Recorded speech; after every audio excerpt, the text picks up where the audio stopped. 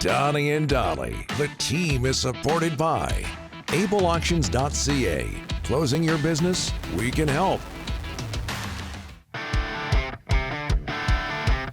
Friday, and as mentioned, all of today's guests are brought to you by the Bayside Oceanfront Resort. Call 250-248-8333 or visit us at BaysideResortParksville.com to book your event today.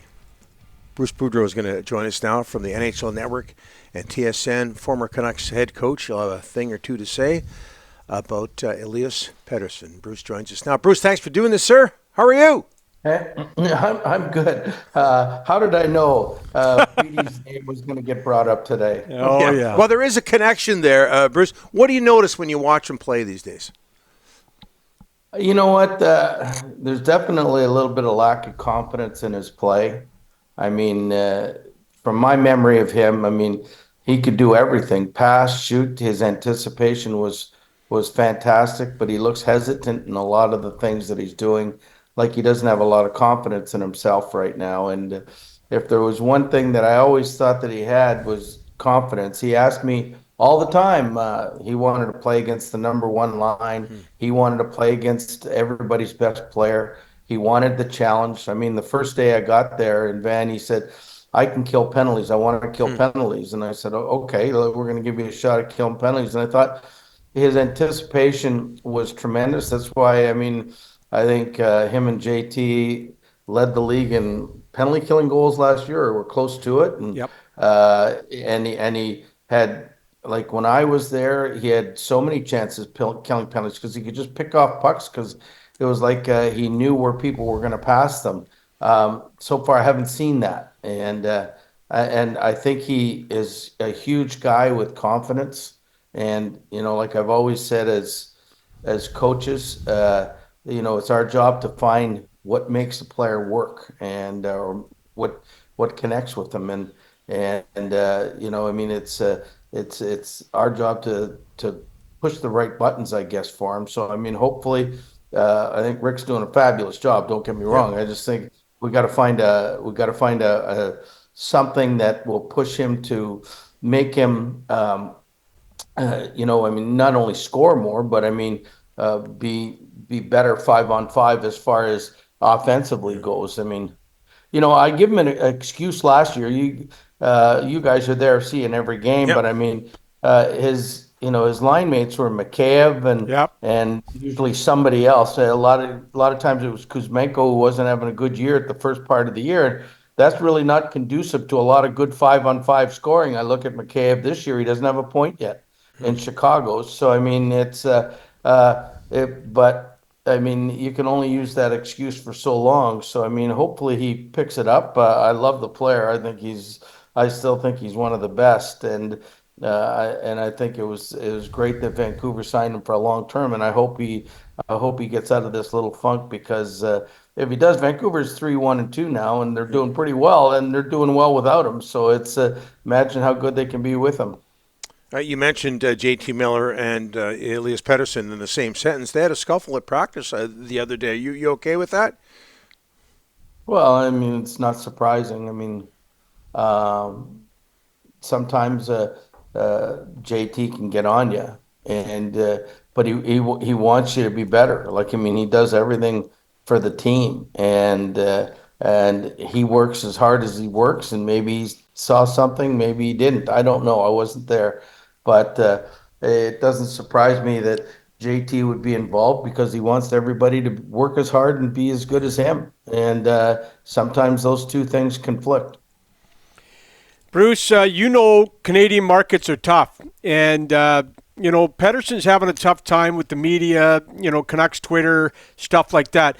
Would you just give the advice to guys in Canadian markets? Stay off your phone. Don't listen to what the media says. And what would be your best advice in that situation?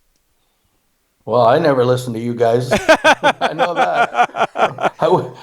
I wish I didn't have to listen to the upstairs guys either, but that was a different story.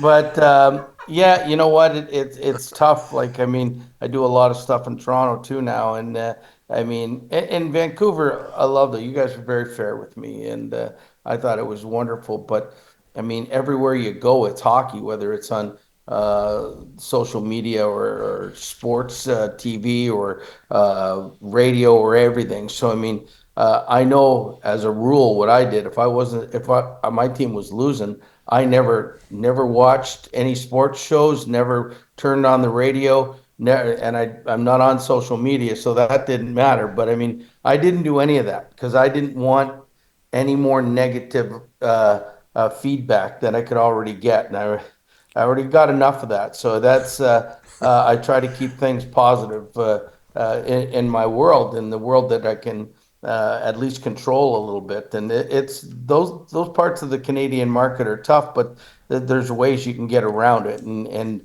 just not listen to it, you know. And I mean, the only time you should have to meet with them is after practice or after games.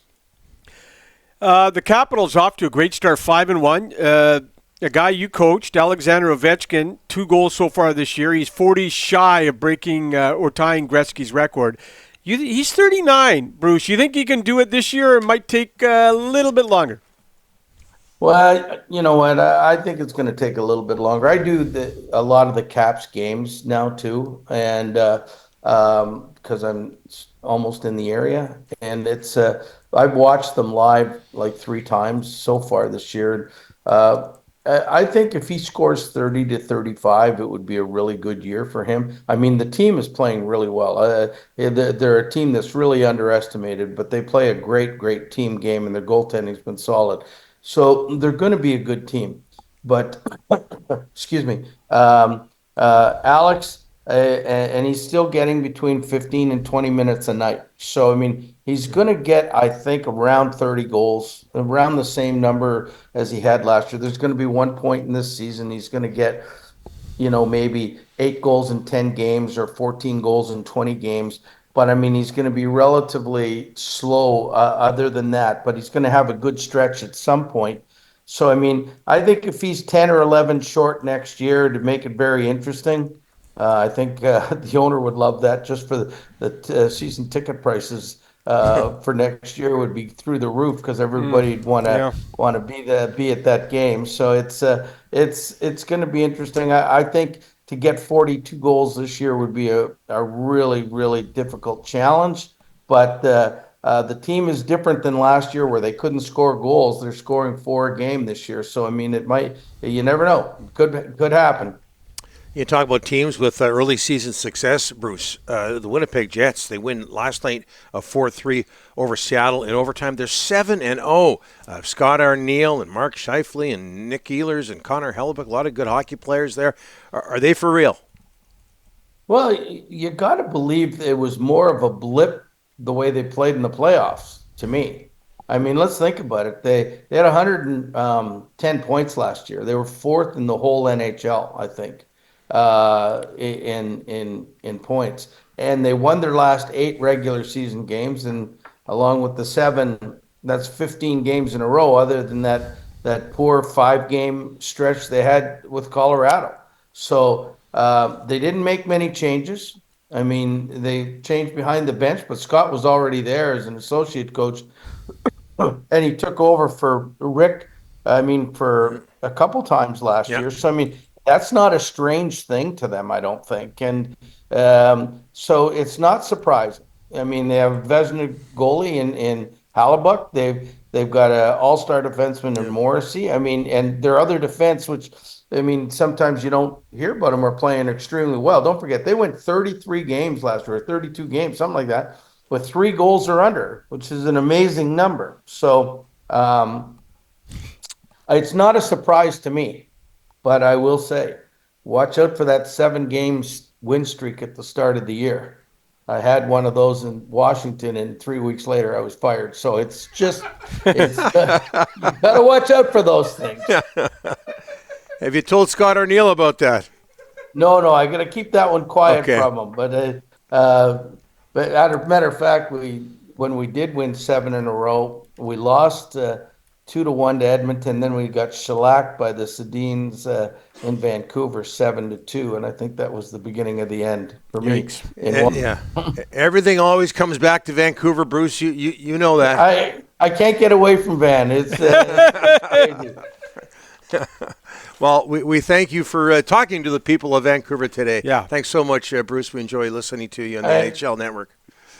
I appreciate it. You guys, the people in Van were always fabulous. I loved it there. All right. Yeah. Awesome. Thanks, Bruce. All the best. Thank you. All right. Bye-bye.